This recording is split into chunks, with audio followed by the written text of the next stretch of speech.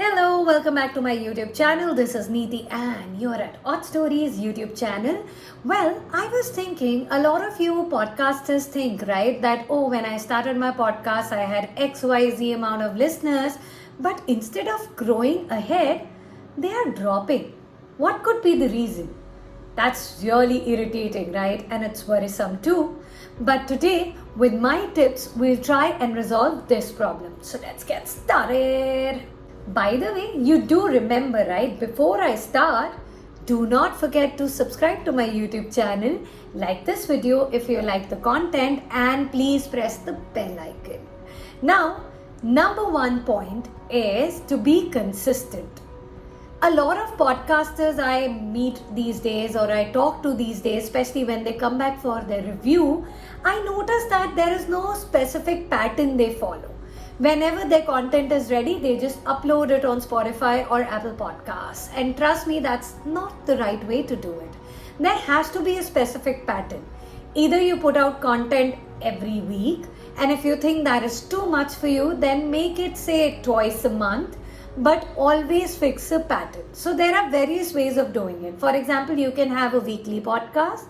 You can have a bi-weekly podcast, in which, for example, one episode could be your guest interview and second episode could be only you with your binge episode kind of a thing, like binge content kind of a thing, shorties, small little content pieces, anything. Or else you can have it fortnightly, that is twice in a month. If you don't like this, you can always have it season wise. So in season 1, you can have say 12, 15, 20 episodes. You can take a break, then come back again with another season. But whatever it is, it needs to be fixed since the beginning. The reason is you train your listeners to come back say every week or bi-weekly or twice in a month for your show. So once you start doing it like that and you follow a consistent pattern of putting your content out, your listeners also get trained and they come back on weekly basis, bi-weekly basis, whatever you decide. Number 2, I always keep on saying this and repeating it once again. Content is king.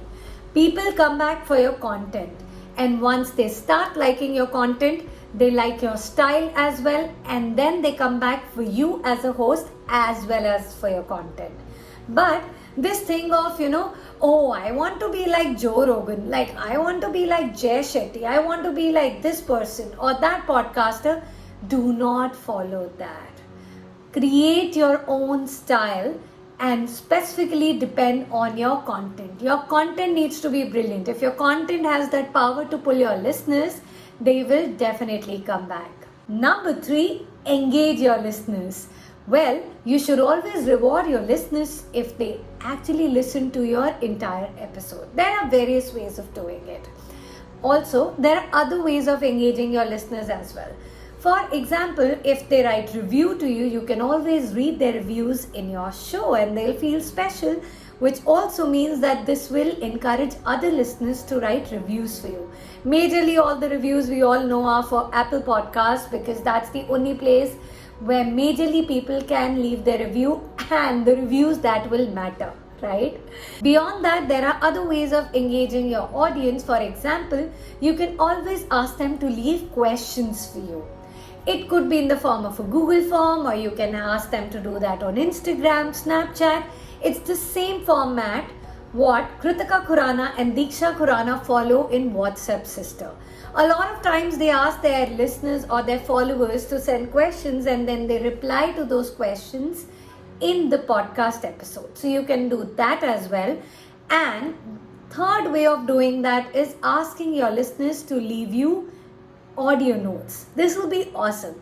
You can always ask your listeners to record something nice if they have a specific tip for a particular topic which you discussed in your previous episode, or you can always say, next time I'm going to talk about this. If you have something important to add to it, please leave your voice note or please leave your voice message and you can include that voice message in your show or in your episode. Won't that be special? A, they'll feel super special because their voice is also listened by a lot of people now. B, it works for you.